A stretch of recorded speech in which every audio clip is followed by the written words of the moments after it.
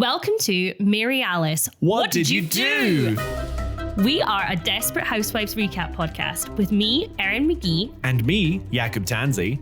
Two best friends breaking down each episode until we answer the ultimate question, Mary Alice, what did you do? Unless, of course, we have finished season 1, in which case, insert new mystery here. Yes, there's a lot to unpack on Wisteria Lane. Content warnings can be found in the episode description. So get comfortable and let's get into this week's episode. Hello!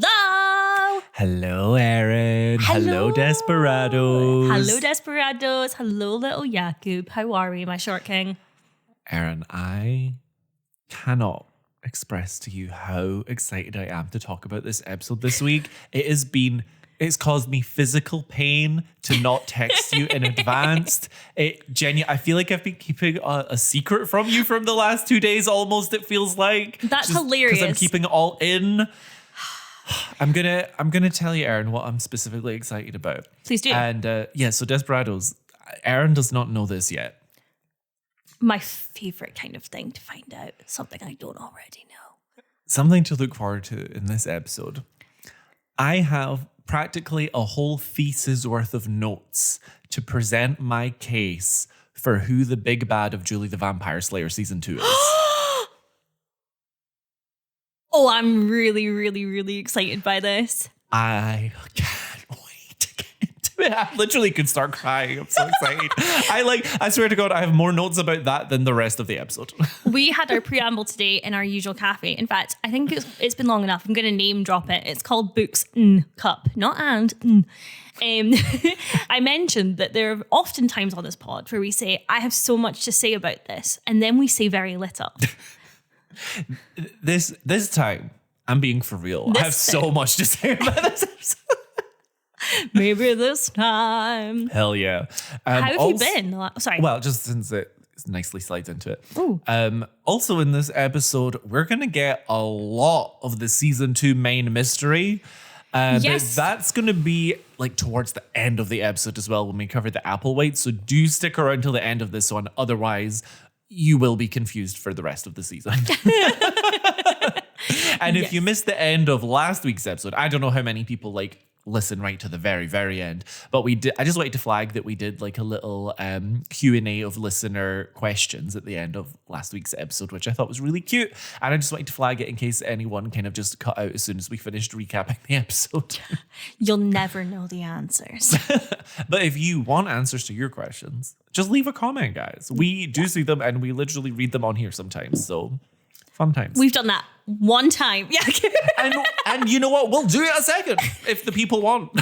Give the people what they want. How have you been, Erin? I have been really good. Thank you for asking. I'm gearing up for Christmas. I'm not going to lie. I have started Christmas shopping. I am getting ready to Christmas decorate. And the weather outside is getting a bit frightful here. Wow. And here I am on the bus on the way in thinking, maybe I'll use the preamble to talk about how annoyed I am the Christmas market is up already. It came up today. Today is the first day. Yeah, there's people in there. And I'm like, oh, there's going to be crowds and down again. I don't think people of Edinburgh are more unanimously united than their hatred of getting anywhere during the Fringe and the Christmas markets. Truly. Are you excited about Christmas? I Not realize really. that people we'll have had Christmas by the time this episode goes That's up. true. Oh my God, Happy New Year! Today is 15th of November. At time of recording. Woo! But hey, I feel like people will have that post-Christmas vibe still, so we can still talk about Christmas. What I was hoping to talk about this week is season 3 of The Secret Lives of Mormon Wives, but Erin has neglected it. It's been out for like 2 days. Exactly. It's been out for 2 whole days, Erin. I'm watching it tonight. I'm sorry that I'm saving things for a weekend. I don't have a lot of cheap thrills in life, but saving TV shows to the weekend is part of it. Something I have been meaning to talk to you about. And you said I can bring it up. Okay. I've already have permission in advance. I love that you can't remember. You're planning a stag do. I am planning a stag do, yes. So I've just kind of recently finished taking care of all of the logistics. Well done. Everything's booked in paid. Yep. I've assigned certain people to meals so I can offload that responsibility. To cooking meals, do you mean? Yeah. Oh, so kind of like when we all went to Aviemore. Yeah. Yeah. I get it. I see the vision. Yes, I have made sure that everyone has a lift available to them because it's quite remote. All the logistical admin stuff, I have nailed it. And now I'm left with the unrelenting dread of, but will it be fun? Can I make it fun? So I need to actually sit soon and have like a brainstorming day to myself of all like the actual fun things to do now that the boring admin stuff is out the way, because since I don't have anything specific planned yet, I'm just like, what are we going to do? What type of thing do you think you would like for a stag day? Well, the thing is, I've never been to a stag do, so it's hard to say. As you know, I have such a range of friends because on my birthday every year, it's like such a collection of eclectic people that have an annual meetup on my birthday because it's the only time they would ever interact. I have acquaintances that are my Jakub's birthday acquaintances. And so as a result of that, it makes me think like, okay, well, if I had everyone at a stag do, it's kind of hard to pick a vibe and theme and stuff because I would do different things with different groups, but I wouldn't have multiple stag do's. Would I just pick one group to have a stag do? It's so, I mean, I'm nowhere near having a stag do for myself. Let's not get ahead of ourselves. I'm not concerned to rush that plan, but yeah. If you think that you're having a stag do without me, you are so out of your freaking mind. I would find a way to hunt you down and skin your bones and be like, how'd you like that for an activity? I picked my flooring officially. So I've got my kitchen floors done, carpets done, all of that. My carpets are in a shade called Buttermilk. And this was my 5th time in their option suite. Because I can't make a decision. And I looked at literally 80 shades of beige. There were so many. It took us ages. I was squeezing them. No, I'm sorry, but that sounds like your vanilla equivalent to 50 Shades of Grey, 80 Shades of Beige. It's on Hallmark. It's the Christian version. The Kids Pop version. The Kids Pop version.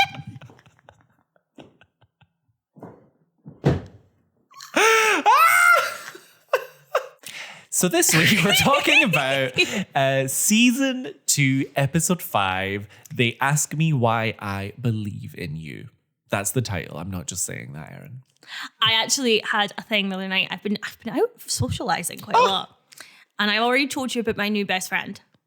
Yes. And he and I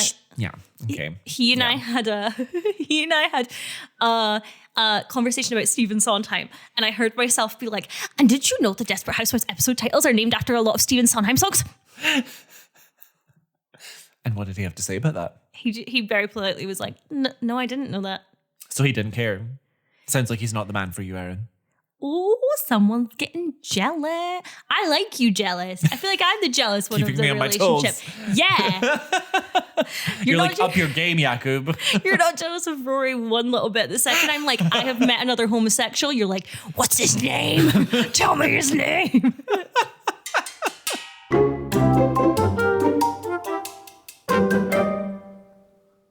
Calling all desperados. Are you enjoying the pod? Want to access our episodes early and support Erin and I to keep the show running? Well, now you can. Over at patreon.com/modded, you can support the show for as little as £3 a month. Why, Jakub, that's less than the price of the coffees that keep us coherent during records. Truly, no joke. You can get a shout out from us here, access episodes a whole day earlier than everyone else, and even get access to occasional bonus watch along episodes. Ooh. We're aiming for monthly. But no pressure. Seriously. We love you either way. It's just there if you're looking for a way to show your appreciation and help us keep doing what we do. Want to support the show for free? Tell a friend. Tell your mother. Tell your aunt who you know loves Desperate Housewives. Tell your therapist. Tell your ex-boyfriend. No, do not break no contact. But tell anyone who might enjoy our ramblings. And leaving a review helps more than you know. We love you, desperados. That's patreon.com/modded. MAWDYD. Now, back to the episode.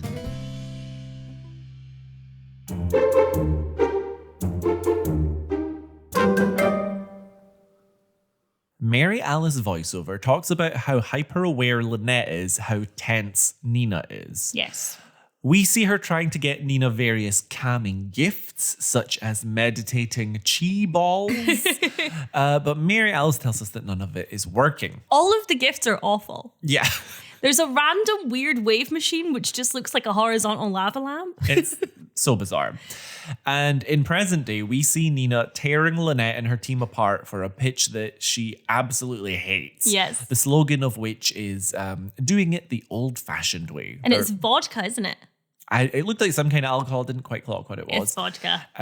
It occurs to Lynette that there's one form of relaxation she was yet to try, and then hard cut to Lynette and Nina at a bar. And honestly, I'm shocked Nina even agreed to go anywhere with her socially with the vibe we've gotten so far. But here we are. You get the sense in this episode, and I think we kind of have it so far, that she doesn't have many friends. She's so work focused and has neglected like the other aspects of her life. Yes, and they have gimlets, which I just wanted to mention because I love a gimlet. Gimlets are nice. That is factual information. They're gin and lime cordials. Very good. Very for the good. people at home who might have never gimleted before. Get on that gimlet. Get on that gimlet. Nina admits during this hang that she's relatively shy when it comes to men, but Lynette isn't. So she immediately becomes Nina's wingwoman and goes to talk to a guy for her. Hard cut to the next day at work, Nina coming in post walk of shame in the same outfit, messed up hair, relaxed, thriving, complimenting Lynette's recent pitch. Mary Alice comments that Nina's tension has finally been released the old-fashioned way. It is funny. I'm not saying that. I know there's that stereotype that people hate of, oh, you know, they just need to get laid. But it was very funny. And there are some amazing outfits in this week's episode. Amazing. I really love Nina's outfit. I'm glad she wore it twice. So nice she wore it twice. It deserved a second viewing. Yes, it warranted a second viewing. Oh, good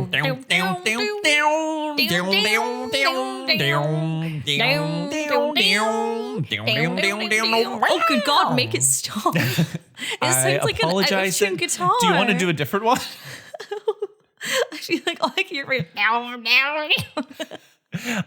it can't be worse than our zombie one. the zombie one was worse. But you know what? We did that and a different one, and we cut the different one. And I'm like, we have to bring that back somehow. Let's slot that one back. That's our backup. That's the backup one.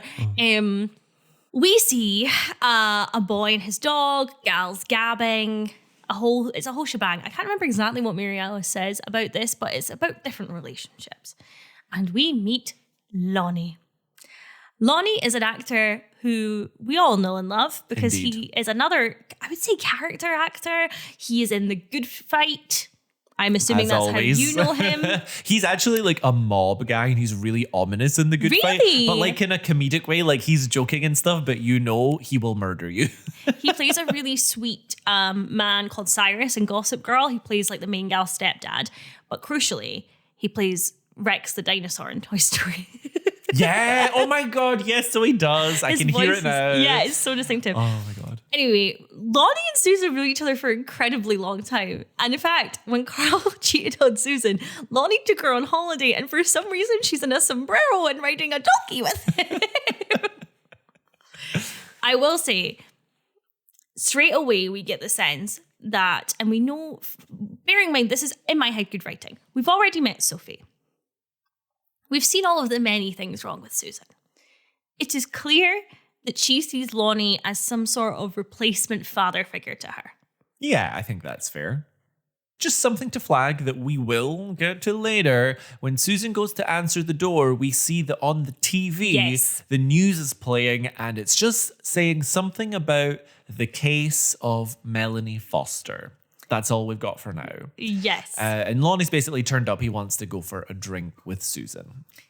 That's the end of it, because I was like, the coming clean bit. Yeah. Also, just to flag, Mary Alice was talking about how everyone needs someone that they can depend on. Is kind of like the theme of the episode. Yes. And I also noted that that dog is not Bongo, and It's I didn't not. like it. I did not like it. It's not. It was an old maiden type of dog.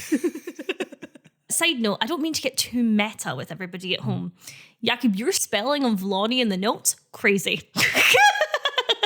I truly, excuse me. I truly wasn't sure how to spell it, so I picked something and I was like, this is it. I'm sticking with it. Yeah. And I did realize later it was wrong from whatever it was that said his name, but I was like, I'm not going back and changing all those instances, so here we are. The Launie made me laugh every time.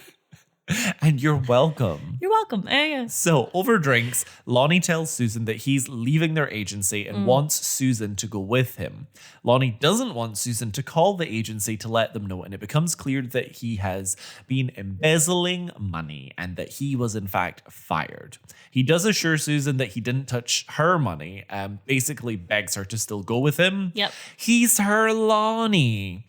So she does agree, saying it's one of those times you find out who your real friends are. And, you know, I mean, Susan is an idiot for this, but I also am like, you know, it is clear they have a strong personal relationship. So I can kind of see Susan especially being swayed into this. Yes, I think it's still wild. Yeah, for sure. And Mike will agree in the next scene. She is jeopardizing her career potentially. And I think if it's not that you wouldn't still be supportive of someone like that. Like if you came to me and were going, I have been embezzling, I'd be like, oh, stop. But I would not then put me in a situation where we are financially linked. Yes. I'd be like, hey, you wouldn't? No. Oh. I'd be like blocked on Monzo. That's what I want to do for my stag do. I want to entangle our finances. And you said you want to be involved, Erin, so here we are. I'm going to be involved. Erin says she really wants to be involved in the wedding. Oh, and she want to like plan the stag do? No, it's the bride. I wish. Our next scene, we find out some very important information. And I do think it somewhat explains Susan's behavior. Susan talks to Mike and reveals that Lonnie called Susan every day when Carl left her and paid her rent for her before her book money came through. So we can, again, kind of reiterating the father figure type of vibe that Susan sees from Lonnie. And that could also make her feel like she kind of owes him. Yes. And also owes him financially, which I think is probably a little bit of a party here. Mike is judging. And Susan gets angry at Mike for not being a forgiving person. She's saying, do you not think that people can change? Do you not think people deserve second chances? But Lonnie's still in the middle of the mistake. This isn't after. He's not repented, and this is him rebranding. He's in it. So they have this conversation, obviously in front of a child, and have it in front of Julie. So when Mike leaves, Julie and Susan have their debrief. I just love that before Mike leaves, when Susan's kind of clocking all of this, like, oh, Mike doesn't give second chances and I fucked up. And she gives a look to Julie and she hasn't said anything to Julie about Zach, but Julie already looks annoyed and just gets up and walks away. And it's like, you know that Julie knows in this moment, oh, Susan's done some bullshit. Oh, I didn't read it as that at all. So that's so interesting. Okay. I read it as Julie was mad at Susan for putting her in that horrendous top. Let's talk about it. It is a mud-coloured vest with a random crochet print at the front that doesn't continue throughout. It is minging. Yeah, Julie's season 2 looks have not slayed. No, but you know what it does? Susan is wearing a stunning robe. There we go. I love a robe. Every time a robe is brought, I need more robes, Jakub. Susan comes clean to Julie about sending Zach away, giving him money. And once again, I have to say, Susan, you have friends. You have responsible adults in your life. Why are you coming to your child? And Julie rightfully says, see, this would never happen to me. This kind of thing only happens to you. Yeah, like...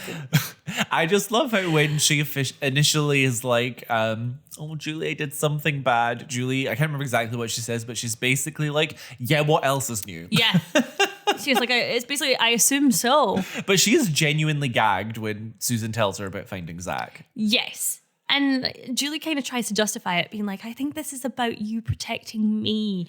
And I still really don't think it is. But I do think that that is her mindset because Julie's very kind of cold to Susan at the beginning of this scene, like can't be bothered with her shit. But then she does become softer towards the end. So I think she kind of does make that connection and believes it.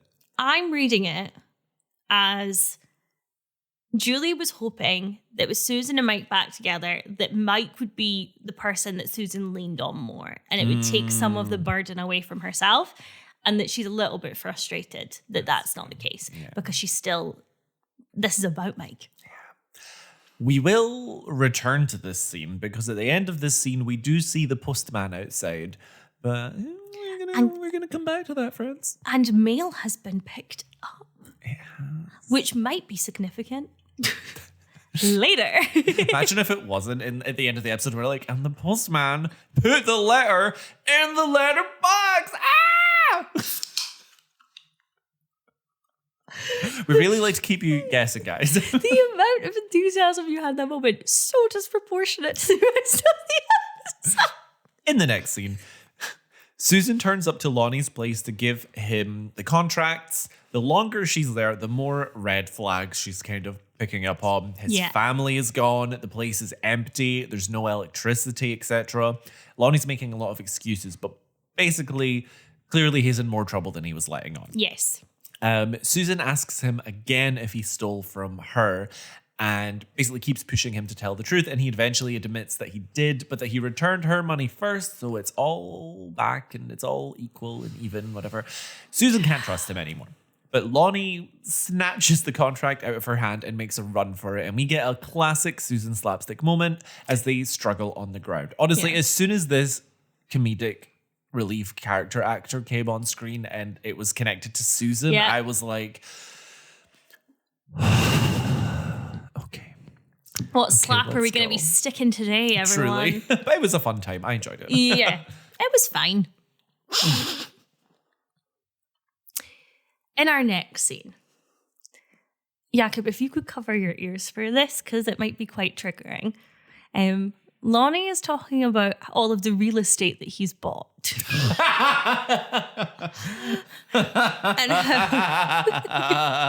and how this was the beginning of the downward financial spiral. So Lonnie is opening up to Susan, and Susan saying, thank you for being honest, but this means that I can't keep going into business with you, but I can still be your friend. And Lonnie interprets this as a moment to go in for a kiss. Something which no one saw coming, especially not Susan. No, and it is horrible. I think it's played as funny. To me, it's horrible. And I'm not speaking for anybody, but as a woman who has had friendships with men, yeah, you know what? Let's get serious on this show, Jakub. Get in close, folks. I think that the only person who has taken well, the only straight man who has taken well to rejection from me romantically was you, and you were not straight. There is a certain type of dynamic that happens, I think, in kind of heteronormative type of relationships where the man is only pursuing the friendship because there is potential for it to be romantic. And we see it here with Lonnie and Susan. She thought she was getting a sweet, wholesome father figure. He was, in fact, waiting in the wings. And all of his behavior now isn't sweet anymore. Why did he take her on holiday? Why was he constantly calling her after she was divorced? Why did he pay for her rent? And every kind gesture now is tainted. Yes, it's absolutely tainted. And I do think as well, like, I mean, I'm not saying I'm all that in a bag of chips, but I've been in quite a few situations where I've gone, oh, so this friendship isn't a friendship at all, actually, because you were just trying to get close to me on the off chance that I'd become single or the off chance that one day I would be interested in you. And it's heartbreaking. Yeah. It really puts you off any relationship like that. It's kind of giving George, but like comedy version from the way they've presented it. I will say that was my biggest fear when you spoke to me about having feelings for me, because I had never been in a situation where somebody had taken that rejection and wasn't like, well, screw you. And I'd never been in a situation, and probably haven't since, where that wasn't met with aggression. Yeah, and I'm definitely not still waiting in the wings over here on this podcast. Do you know what I mean, though? I do. I would love to hear people's perspectives on this. I'm fascinated by it. I think that's why straight men and women don't hang out very often. But yeah, it is a scene that I think was meant to be quite funny, but it felt quite haunting to me. And I know that it's meant to be, how could Susan even consider being attracted to this man? Because, you know, he's older and he's not seen as successful in all of these things. But I think equally, if he had been those things, it would still be very creepy to me. No, I think that's very fair. And that's it for Susan. Susie Q. Ending on hello. Bye, Lonnie.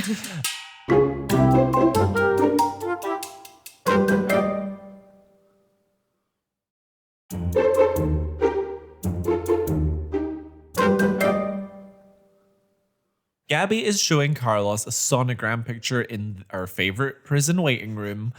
The first physical evidence of her pregnancy in lieu of a pregnancy bump. Yep. You know, it tracks with her not having a baby bump because in the sonogram it's so small that Carlos can't even like clock where the baby is. Yes. But equally, he has been in the prison for 5 months, so it's still not adding up. But we'll get back to that. Something's not correct. Yeah. Also, sorry, Gabby is matching Carlos in prison orange. Cute. Her outfit is... I love couples in matching outfits. I support it. So here we are. Do you actually like couples in matching outfits? I really do. I like it when it's kind of...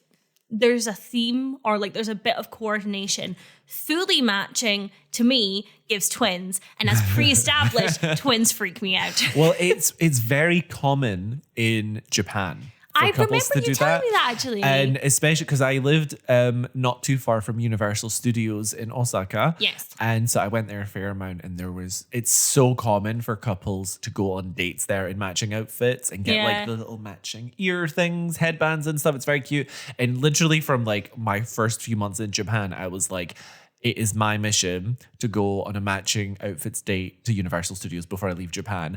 And I did it in probably my last month of living in Japan after 4 years. And it was a delightful time.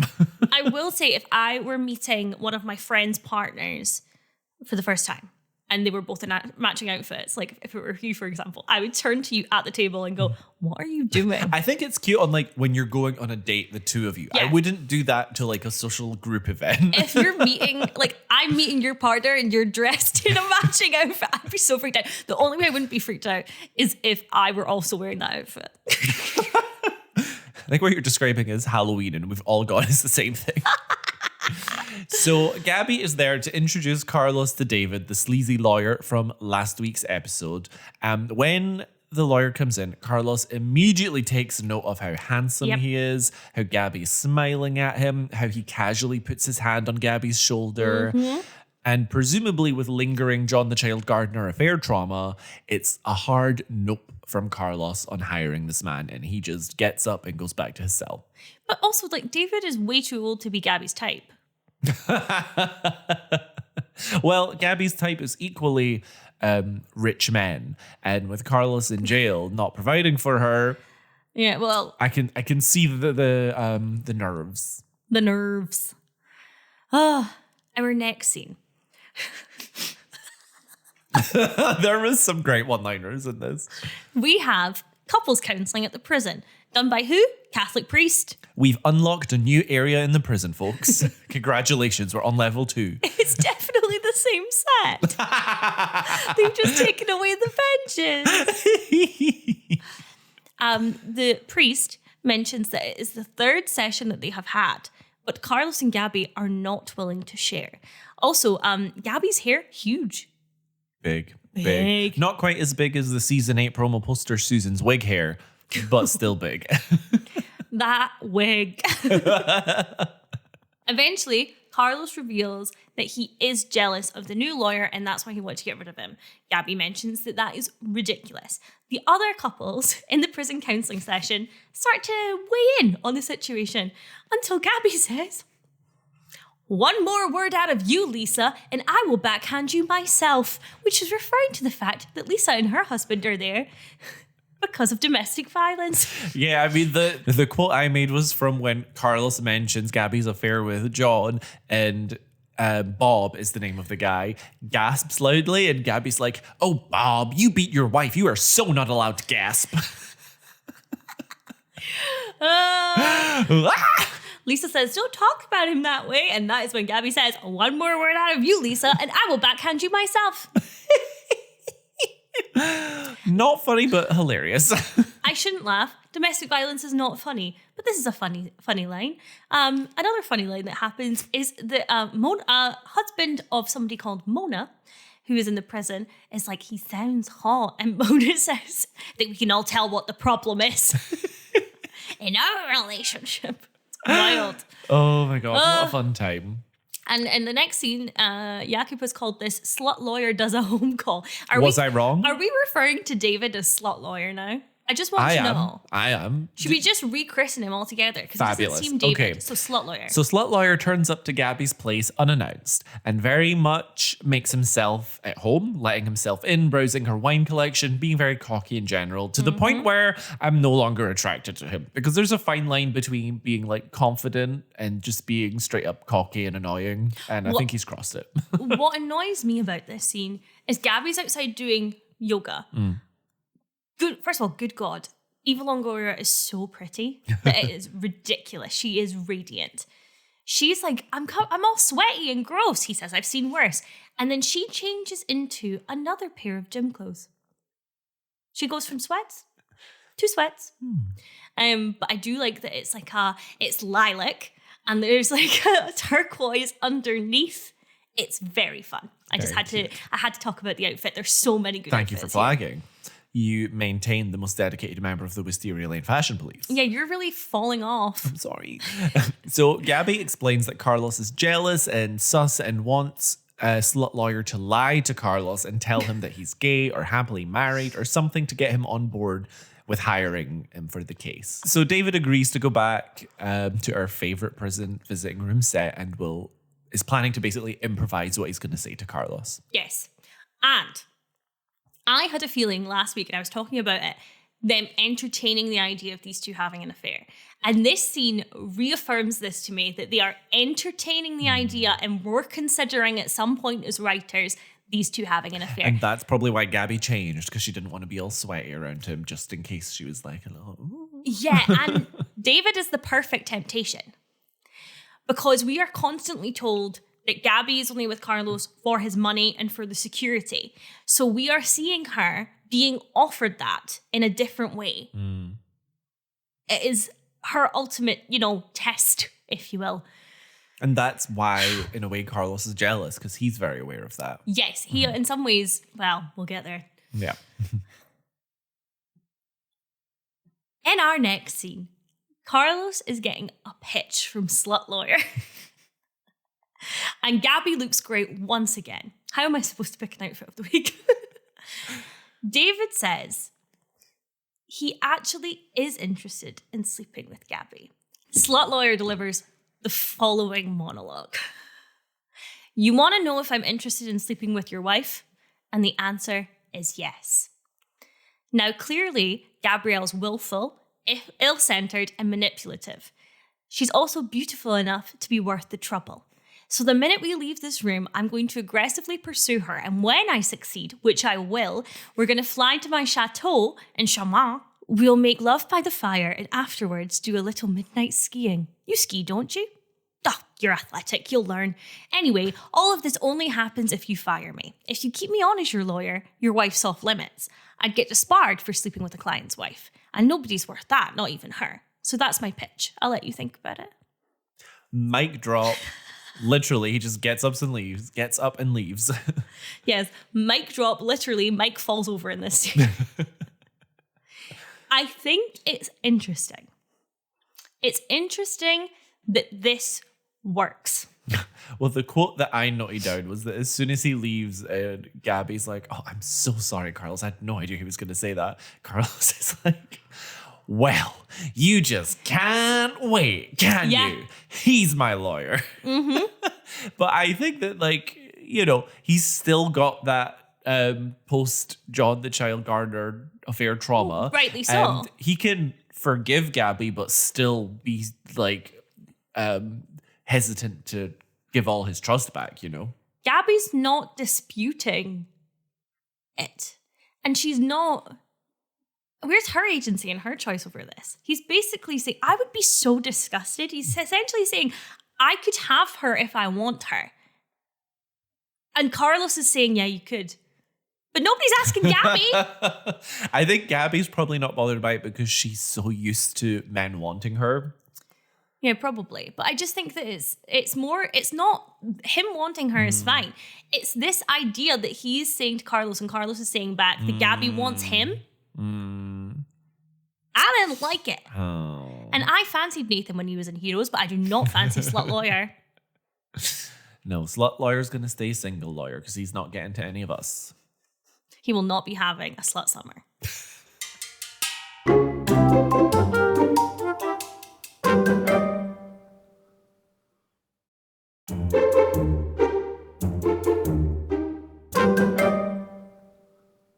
Bree is still in her morning bun. Oh, Jakub, I'm so glad you brought up the morning bun. The morning bun, we'll talk about it in a bit. The morning bun gets a character arc. It really does. I know. Bree has lawyered up and is arguing with the police about releasing Rex's body. The detective we've seen from the last few episodes that let her agree to the polygraph test and stuff is there. This is just the main detective in the case. Barton. Sorry? Detective Barton. Thank you, Detective Barton.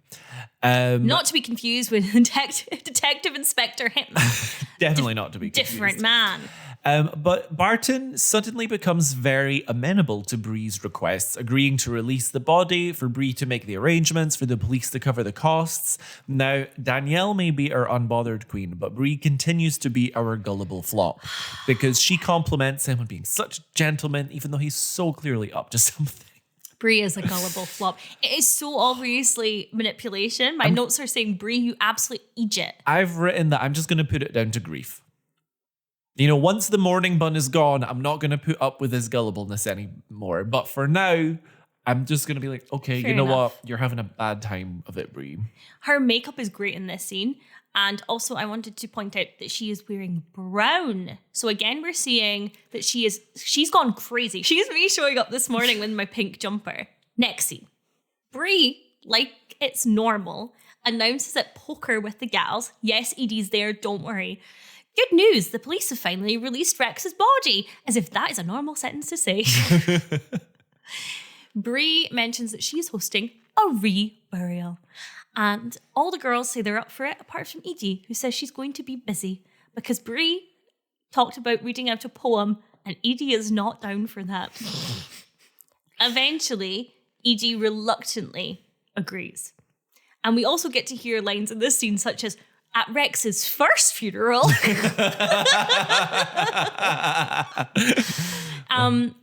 It is weird that Bree opens up, and that part's not weird. I appreciate her opening up and saying that this ceremony will mean a lot more to her because she isn't as in shock and things like that. What is weird for me is this is the ceremony the children will not be at. Yeah. Andrew's off at Camp Hennessy. I can't even remember where she says Danielle is. I also wrote that. I don't remember. It's irrelevant. It's something ridiculous like Danielle's at a sleepover. Yeah, she can't make it to her father's second funeral. She's at a sleepover. Exactly. Like Danielle's already been to one. She can't be bothered with a second. Danielle's like, I've done it. And to be fair, the kids weren't having like issues with Rex, No. so they probably got the closure they needed from that first funeral. Unlike Sorry, Bree. no, nobody got closure from that funeral, Jakub. It was absolutely bananas. Yeah, but I think to the handicapped children, that's standard behavior. Their mother reached in, took their dad's corpse and lifted it up out of the casket so that she could put on a new tie for him. Indeed. That's not closure. The only thing that closed was that casket. Am I right, folks? Okay. In this next scene, Bree is given Rex's body on like a gurney in a body bag. Rex is on his final stop on the Rex body tour. He has been to many arenas, many states. At least what appears to be Rex's body, if we're, because we could still be going with the theory that Rex is a vampire. That's true. Putting it out there. And also, again, this is one of those weird shows where they probably went. They probably considered it. They probably considered that not being Rex's body or Rex having an evil twin. Yeah. So Bree's got a hearse outside ready to go, but the mortician realizes he forgot a form for her to sign and excuses himself. And once again, people letting characters be alone with dead bodies. Oh, yeah. Well, to be fair, the body is being given to Bree in this case. Like, she's literally there to pick it up. But she's not signed the form yet. Well, in any case, when he excuses himself, his acting here is very bad. And I don't mean the actor, the character is very sus. And I think even though Bree, as always, takes him at face value, we, the audience, immediately know something is up. Yeah. So while he's gone, Bree has a very warm moment with the body, which is cold. And then the detective...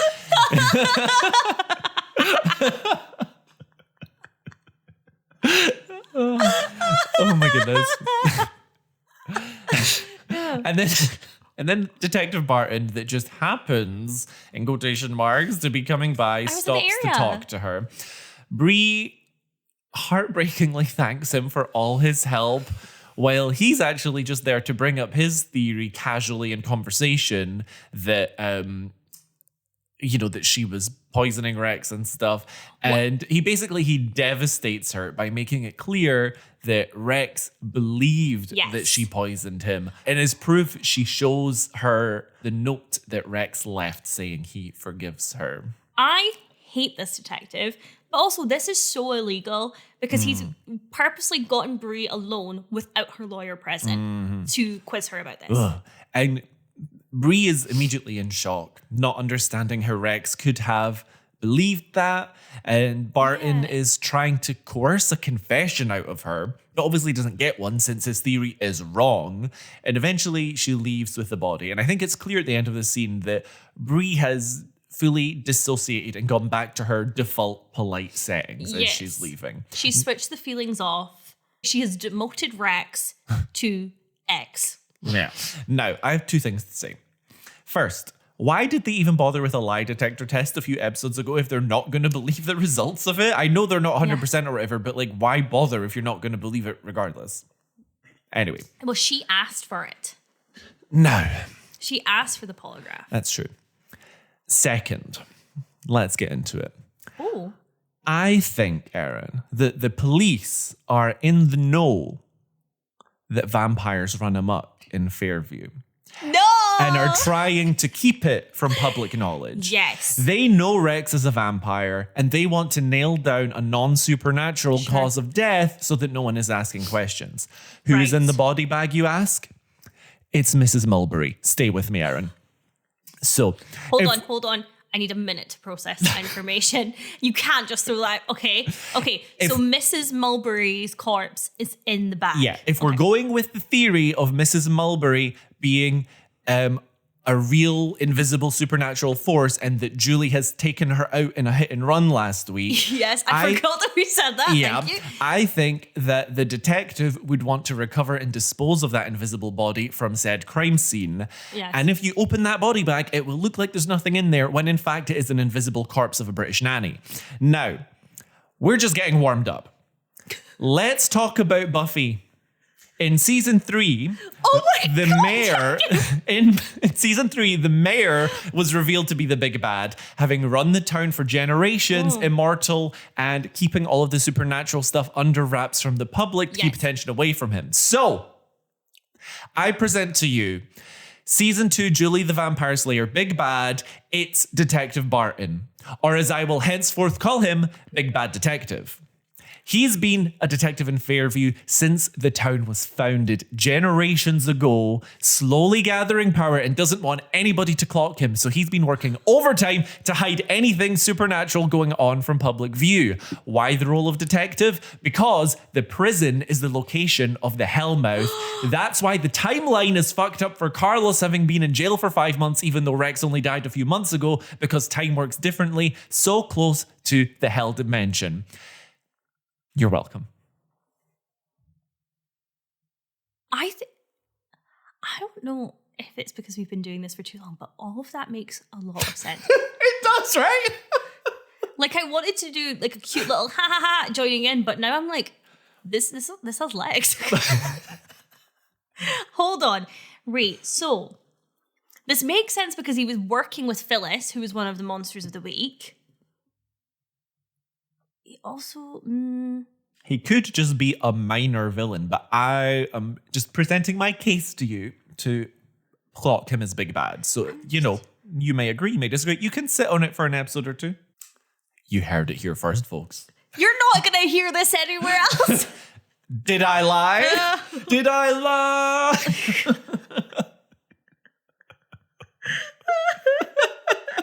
Do you know what? I bet you there are people that thought Julie the Vampire Slayer was going to be a one and done throwaway line. Little did we know that it would derail the rest of this podcast, our lives. Thank you so much for bringing this to my attention. Yeah, you're welcome. I don't care about the rest of the episode. Big Bad Barton. Are we calling him Big Bad Barton? Ooh. Well, we can. I think the triple B is fun. Big Bad Barton. Big Bad Barton. Yeah. Wow. That could be the episode title. So anyway, Bree wheels out Rex's corpse. Yeah. I guess. No, she wheels out Mrs. Mulberry's corpse. So, again, this is all alleged for the next scene. Bree is dropping off Rex's body. And the girls are visiting the original gravesite. But Bree gets them and moving them to a new zone. Edie is trying so hard to keep up in the crutches that I was cackling. She is struggling. She's wearing heels. She's hobbling along. She's wearing heel, singular, because she still has her big pink cast on. So Bree reveals all about the note and all about the revelation that she's had. And the best part is for the first time, we have a loose strand of hair coming out of the mourning bun. Mm-hmm. Bree starts to lose it, and as she does, more and more strands of hair start falling out of the mourning bun. Bree can't believe that Rex doesn't know her, and I think that's a very fair reaction to have to this. And she says, I used to do this. I used to do this for him. I did this. I cooked. I cleaned. I used to check his back for acne. And that miserable son of a bitch has the nerve to understand and forgive me? Mm-hmm. Also, hearing her call someone a son of a bitch. Yeah, she's like fully screaming. It's fully unhinged. It feels like all of her bottled up emotions are pouring out right now. It's venomous. It is venomous. And this scene alone, I think, from her, Emmy worthy. Mm-hmm. Emmy worthy. Bree drops Rex off at his new spot, saying that he can, rest eternally next to strangers for all that she cares. And she throws the wedding ring she's been wearing into the pit. It's a random plot next to the road. There is no headstone that we can see at this point. It's so sad. So sad. I like that the girls try and say, are you always going to feel this way? And she's saying, why would I want to rest for eternity next to someone who thinks that I'm capable of this or would think that I were capable of this? But I also kind of feel a bit sorry for Rex here. I think he thought that this forgiveness was an act of love. Truly a disservice to her husband that ranked so highly above the others in season 1. Maybe, well, I guess he could be laid to rest next to Maisie Gibbons.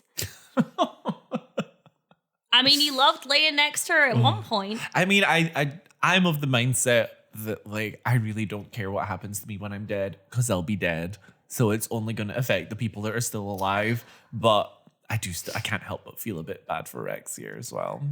I think also you have to go into like what Bree believes. Bree believes in that being significant, which is why I still do think that Bree will come to regret it, though. I don't think that's really explored ever. But as Edie says earlier in the episode, they could dig him up again. That's true. They could come back. Yeah. We could flip reverse it. Well, anyway, R.I.P. Bree's morning bun +1 to the death count. And once again, Rex Van de Kamp, may he rest in peace.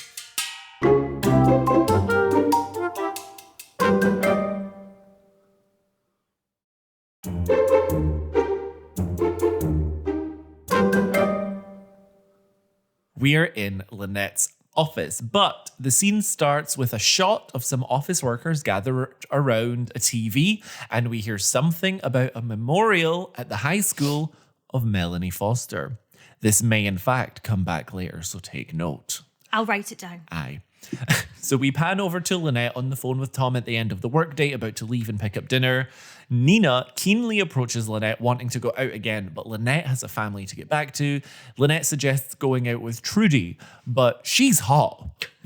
Nina clearly wants to go with someone who isn't competition with the men. But also, Trudy is not a hot name. If somebody was like, "Oh, here I've got a," she's lying about her name when she's flirting. She's like, "What? Oh, what's a good sexy name?" I'm Jasmine. Jasmine is a sexy name. I'm also gonna say, what's a good sexy name for a man? Wow. R.I.P. Rory. I can think of so many for women. Anywho. So basically, Nina sucks up to Lynette until she eventually agrees to go out with her. Nina wants Lynette to come out for the third night in a row in the next scene. Nina is in full blackmail mode. Yep, she's already offered the professional carrot, now she's giving the stick. And what really bothers me is that Nina says that it's salsa night at O'Donnell's. Did not clock that at all. Which sounds very clearly like an Irish bar. So she's trying to get Lynette excited about a salsa night at an Irish bar. And that, I don't know what I would do. I mean, unless you have just broken up with someone, if you say to me, Erin, it's salsa night at O'Donnell's, I'm not going. Eventually, we cut to Nina and Lynette at the bar, and they are talking and having a good time. And Nina says to Lynette, "Do you see that man over there? Go get him for me." It's literally like she's like, "Go fetch." It's go fetch. But it is interesting that Nina is. It's the first time we see some insecurity from Nina, and see that she can't talk to men. She feels like she needs Lynette in order to talk to men. Mm-hmm. Or at least needs it as like a crazy that all these nights out and she's not picked up any tips. She's not getting better at this. She's not even trying. The best part is it's not even tips. From what we've seen, Lynette is going up to people going, "My friend thinks you're attractive." And that's it. You in or you out? Yeah. We now cut to the 5th night in a row with Nina. Now, first of all, Nina is at the very least in her 30s. How is she still alive? I'm 31 and one night out knocks me out for days. So I'm gagged. I think it's a combination of two things. I think the first night was super wild. The next few nights we see that she's in different clothes. So she's gone home to change. So they've been a little bit tamer, perhaps. I don't know. If they're going home first, it just means they're starting their night later. So Lynette is watching Nina's bag while she dances with a guy, and another creepy guy, Chuck, sits down next to Lynette and starts flirting with her and continues flirting with her even after Lynette tells him to get his hand off her leg and that she, much like Chuck, is married. The guy is confused because she's been at this pickup bar at 10:30 every night this week. So I just don't like that, again, it's played for laughs. This like, get your hand off me, and then it's like, get your hand off my thigh. No, that's not an invitation to go up my thigh. I didn't like it. Yuck, Chuck. Yeah, but if anyone can handle it, it's Lynette. True. Mariella's voiceover tells us that in this moment, Lynette realized that Chuck had a point and she needed to change tactic, and that the surest path to victory would require an aggressive campaign of shock and awe. So excited. And this voiceover is paired with Lynette giving herself a bathroom glow up before going out to dance with Nina, and immediately steal the attention of the guy she's dancing with. Lynette is so hot. Yeah, tell us what she's wearing, Aaron. Lynette is wearing, I'm not kidding, my go-to going out outfit. Oh my God, it actually is. Now that I think about it. It really is. Which is a waistcoat as a top and cute little trousers. Oh my God. And she goes up to that bar. She dances on the bar like she's in Coyote Ugly. And we also see that she knows how to party. Yeah, we get a whole montage of her having a great time with all the guys. She's doing shots, all these things. And I think that in this moment, she really got letting loose out of her system. Yes. I really think the moral of this arc is like work-life balance and compromise and that kind of thing. Because Lynette also doesn't really allow herself to just go out and have fun very often, even though she's not 100% work, but she's like 50-50 work family. There's still no percentage of like Lynette fun time, you know? Yes, and I think Lynette has forgotten that she's hot. Yeah, not in this moment. Yeah, but I think, I think she's forgotten that she is a really attractive, successful, funny, intelligent woman. And that if she wanted to, she could run riot. In any case, Nina now sees Lynette as competition, and so she's no longer worried about Nina dragging her out after work. Yeah. Can we go drinking with Lynette? Please. Lynette and Edie. I'd have a great time with them. We've not gone out dancing in a while, and I would really like to if you're down for it. Absolutely, babe. Let's do it. Because I need to dance. About once a month, I get like a little... I'd say it's more not bi-monthly, every 2 months, fortmonthly.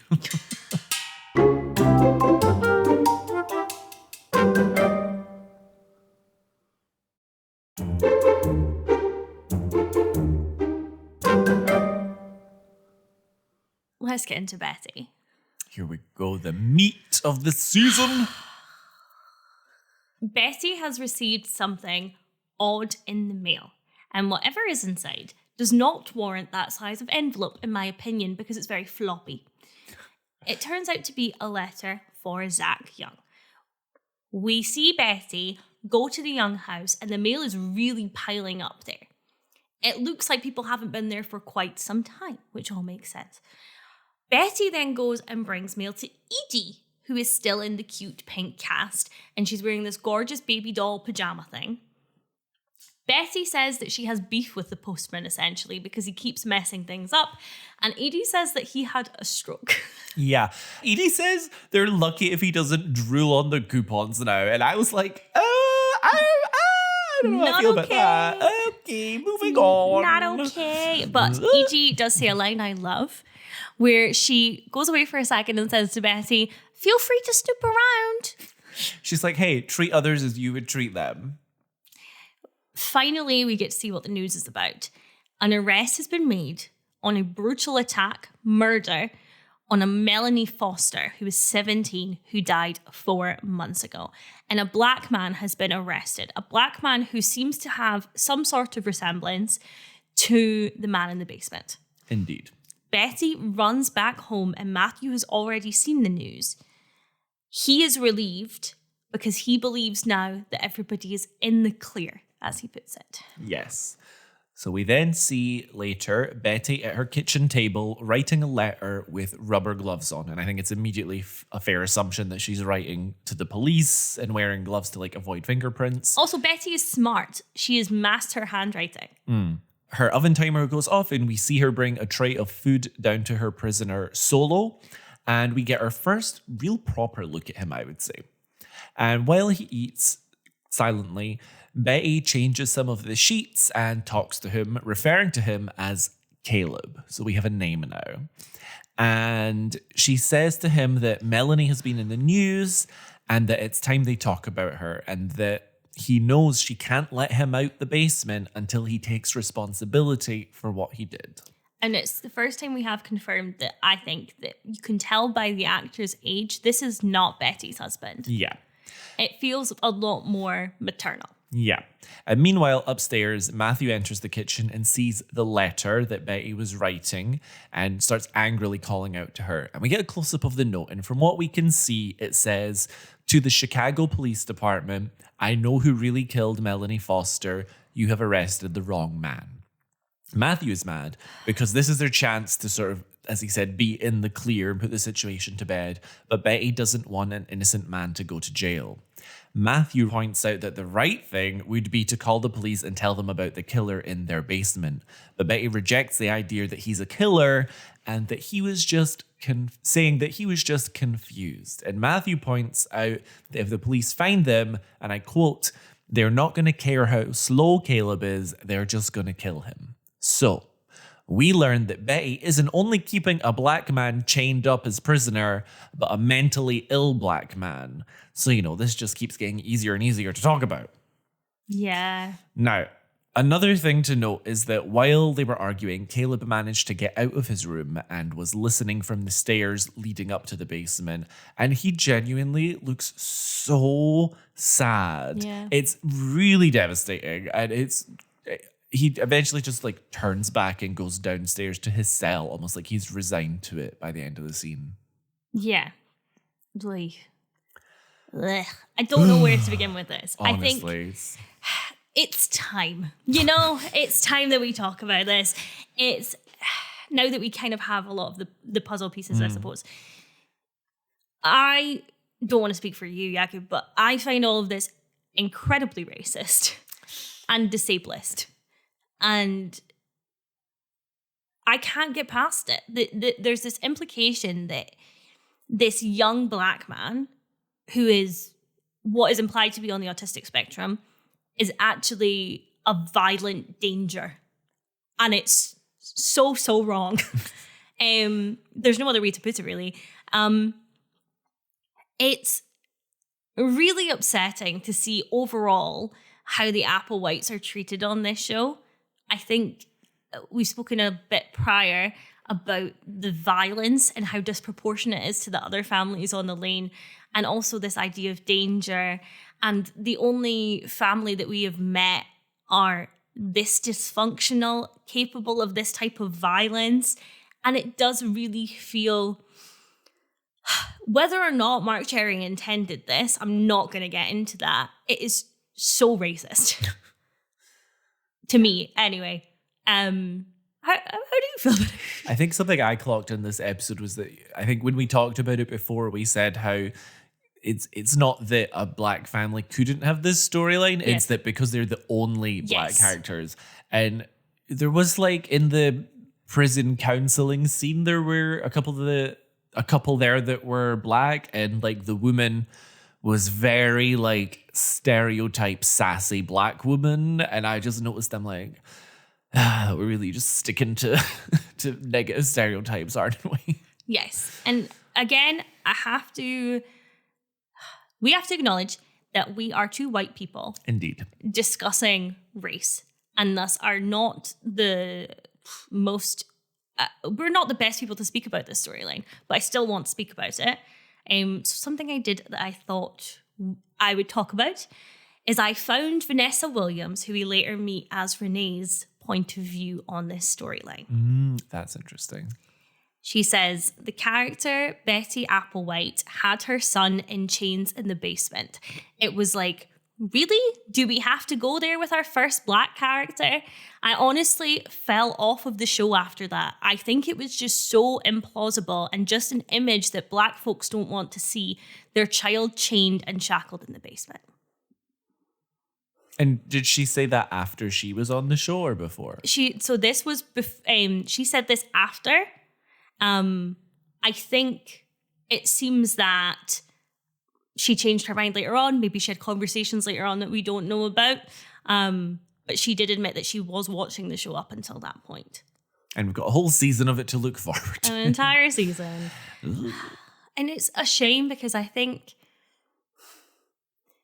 when you don't have the way that this storyline speaks about disabled people, the way this storyline speaks about race, what if you take that away? You could have had a very interesting character in Betty Applewhite. Yeah. The core of it, taking that out, is a woman who is willing to do absolutely anything for her children and is extremely intelligent, more so than maybe seen of any housewife on the lane.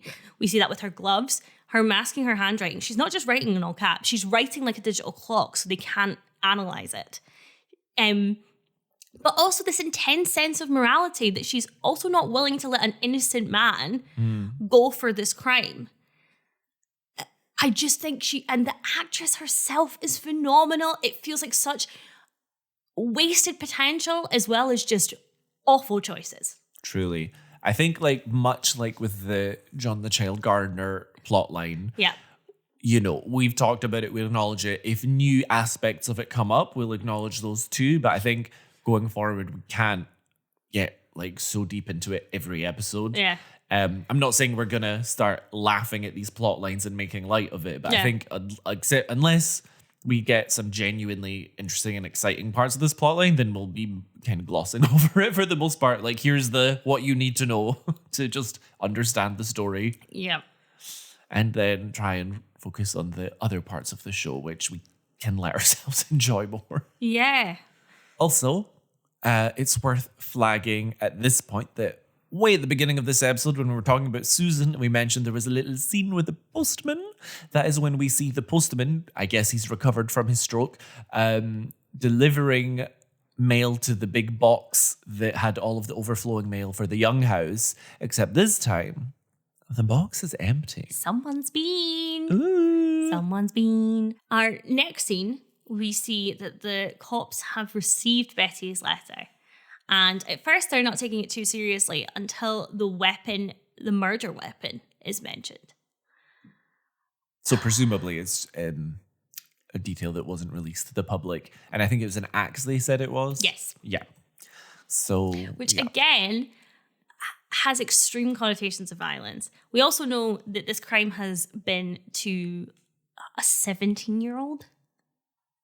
Yeah, we don't know how old Caleb is yet. Not No. that that'll make it much better or worse, but it's just something worth knowing. And we do know that the crime is described as brutal, and we're hearing about axes, and it feels, again, so violent. And this is more of a general crime thing, as opposed to the storyline specific. But personally, when I see gun violence, because there's a level of distance, you have, I don't know, there's something about axes, pipe, anything where you kind of, and it's why Paul's murder of Martha is so brutal, is how close in proximity you have to be to a person to do that. Yeah. Yeah. Yeah. Ugh. So then in our final scene, Mary Alice voiceover tells us about how we all need someone to depend on again. Faithful friends, determined advocates, or a loving family. And that's paired with, we see the ladies with Bree in the graveyard, Slut Lawyer with Carlos discussing the case, and Lynette coming home after work, finally to her family rather than a night out with Nina.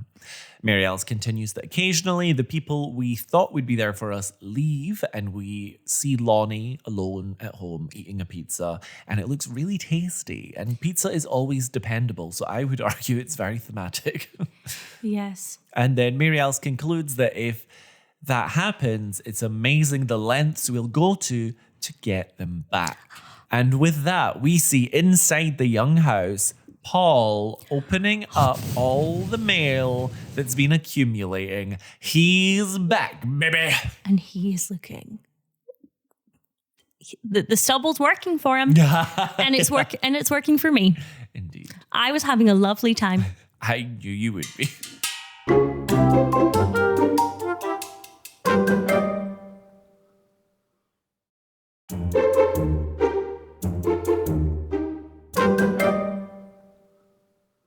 Who was your worst neighbor? Well, I'm not going to tell you that. My Monster of the Week. Okay. Because I always do Monster of the Week first. My Monster of the Week is Lonnie. That's fair. I had a different Monster of the Week, but as you were speaking, I changed mine. My Monster of the Week is O'Donnell's for having a salsa night. But as an alternate, it would have been Big Bad Barton. Big Bad Barton. Yeah, no, mine was Lonnie. I just feel like the monster that had to be conquered this week was Toxic man. I would say any toxic, any relationship where you are only staying friends with someone for the sake of one day being with them. Fair. My worst neighbor. Well, in fact, who's your worst neighbor? I put probably Chuck. I imagine he lives in the area, and like he mentioned, he has a wife. So like imagine he turns up to like some neighborhood barbecue and Lynette's there. He's caused an awkward situation because you know Lynette's going to meddle in that relationship and tell the woman that he was flirting with her.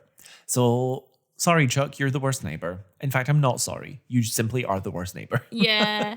I put my worst neighbor because I found it difficult this week to find a worst neighbor. Mm-hmm. So the only one that I could come up with was Edie for not wanting to, for being like, I want to go to the poker night. I want these people to be my friends. And then second Bree is like, Burial, her being like, nah, I'm busy. That's so fair. My outfit of the week, Wisteria Lane Fashion Police, Yes. Nino, was Lynette's office glow up.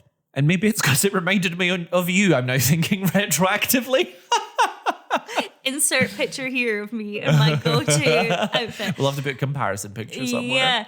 Yeah. It's my outfit of the week as well. It's phenomenal. She looks so good. She is so good. It's so nice to see another side of Lynette that is fun and flirty and isn't attached to obligation. Everything about it. It's, ugh. And this is like with Marsha Cross and Brie, I always picture the red bikini. So fair. With Lynette and Felicity Huffman, it is always this outfit. Love. And we'll have some more iconic ones come up. Ooh. But yeah, it's very exciting. Are you going to talk about the husbands? Let's talk about husbands. Tom's not in this episode. Well, actually, yes, he's not. He's in the last montage for a millisecond. Yeah. But presumably, I want to give Tom kudos. Oh. Because he seems to be not giving Lynette any pushback on her having to go to the bar, go out every night. Presumably, schedules have been changed. I wonder if it's because he's just come from that world, and he remembers doing you remember the sombrero picture they found of him and stuff. Lynette said she'd pick up dinner, and then she didn't, and he must have sorted that dinner. So for that reason, I want to give Tom a 7. Stunning. Let's do that. And somewhere Jakub's father gasped. Oh, Bob, you so don't get to gasp. Oh, something that I want to point out that is very relevant to this moment. Lynette asks Tom to pick up pizzas. Foreshadowing. I gave Mike his classic beige 5. Classic. 50 Shades of Beige, starring Mike Delfino. Starring Mike Delfino. Holy shit. Do we have a news outro?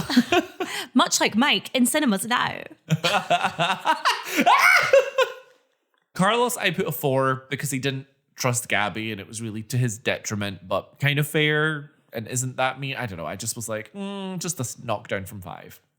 I would give him a 4 as well. But the only reason I'm really knocking him down is because he doesn't understand the difference between a foot and a head. In the sonogram picture, he's like, is that the head or a foot? And also, I'm giving Paul a 10 for that stubble. Okay, let me start a new category. And that was episode 5, baby. We love you so much. Crucially, always stay desperate. Stay desperate. Bye. Bye. I thought I'd mix it up and not do it in sync. I hope people are aghast. Aghast? You are so not allowed to gasp. Thanks for listening to this week's episode. Be sure to check out our Instagram for visuals, behind the scenes content, and more. You can find us by searching for Modded, that's MEWDYD. Or just search for Mary Alice, What Did You Do? This podcast is brought to you entirely by us, Erin McGee and Jakub Tanzi. If you're enjoying the show, don't forget to leave us a review. It really helps us out. Join us next time for another episode of Mary Alice, What Did You Do?